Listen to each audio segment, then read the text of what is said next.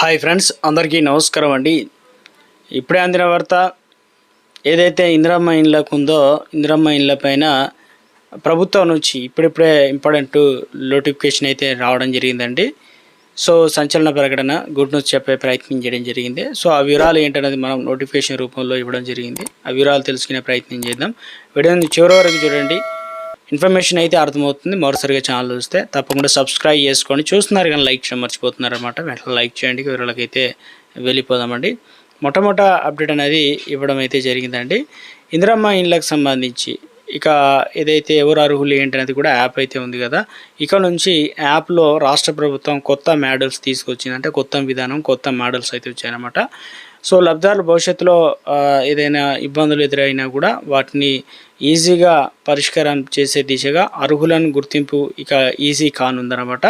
వీటితో పాటు క్షేత్రస్థాయిలో ఫిర్యాదుల పరిష్కారం కలెక్టర్లకే అప్పగించిందనమాట. నేరుగా వారే ఏదైతే పరిష్కారం చూపెట్టబోతున్నారు.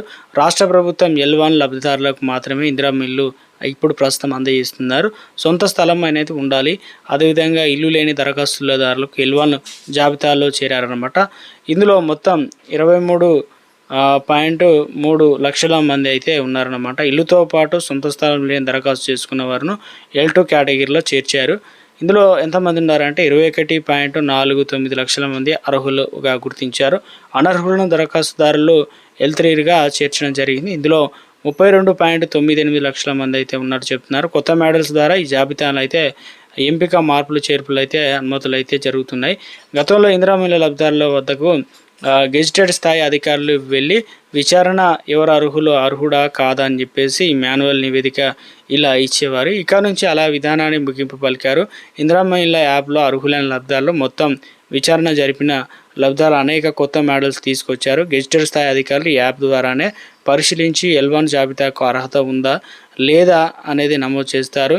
దీనిలో భాగంగా ఎంపీడీఓలు, పురపాలిక కమిషనర్లు లాగిన్కి వెళ్ళిపోతారు. కాబట్టి వీటి ఆధారంగా ఎవరు అర్హులు ఏంటనేది కూడా కలెక్టర్లకు డీటెయిల్స్ అనే జాబితా అయితే పంపిస్తారనమాట. దీని ద్వారా ఏదైతే లబ్ధిదారులు నేరుగా ఎంపిక చేయడానికి సాంకేతిక సమస్యలు భవిష్యత్తులో ఉత్పన్నం కావని చెప్తున్నారు.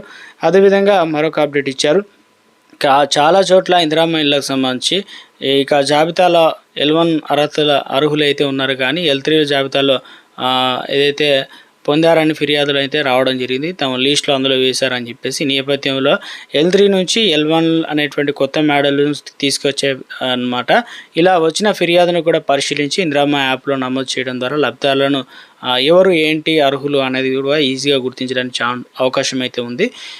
క్షేత్రస్థాయిలో ముఖ్యంగా ఫీల్డ్ లెవెల్లో వచ్చిన తర్వాత ఆధార్ కార్డులో కొంతమందికి కొన్ని మార్పులు, చేర్పులు అయితే కనిపిస్తున్నాయి. ఈ కేవైసీలో సమస్యలు ఏర్పడుతున్నాయి. అదేవిధంగా బిల్లు చెల్లింపుల్లో కూడా లేట్ అవుతుంది. కొన్ని ఏదైతే bank account details, Aadhaar card details ఇవన్నీ మ్యాచ్ కాకపోవడం, ఇలాంటివి ఆలస్యం అవుతున్నాయి అని అంటున్నారు. L1 అదేవిధంగా 2, 3 జాబితాలో ఒక్కో చోటు నుంచి మరో చోటుకు మార్చడం వంటి అదేవిధంగా అధికారులు కలెక్టర్లు అయితే అందించే ప్రయత్నం చేశారు. వారికే ఇవంటి అధికారాలు కలెక్టర్లకు అందించడం ద్వారా ఈ గతంలో ఉన్నదానికంటే కొత్త మార్పులు అయితే తీసుకొచ్చారనమాట. సో ఇప్పుడు కలెక్టర్లకి అధికారాలు ఇవ్వడం ద్వారా సమస్యలు వెంటనే పరిష్కారం లభించనుందనమాట. సో కొత్త విధానం, కొత్త మార్పులు అనేది ఇక నుంచి ఇవన్నీ కూడా ఇంప్లిమెంటేషన్ అయితే చేయనున్నట్లు ఒక అప్డేట్ అయితే రావడం అయితే జరిగిందనమాట. సో ఇప్పుడు రెండో విడతకు సంబంధించి ఎదురు చూస్తున్న వారందరికీ ఒక లేటెస్ట్ అప్డేట్ అయితే రావడం జరిగిందండి. మనకు వచ్చే నెల నుంచి ఎంపిక కావచ్చు, వచ్చే నెల నుంచి ప్రతి నియోజకవర్గానికి 3500 ఇండ్లు అనేది కేటాయించబోతున్నారంటూ లేటెస్ట్గా ఒక అప్డేట్ అనేది ఇవ్వడం అయితే జరిగిందనమాట.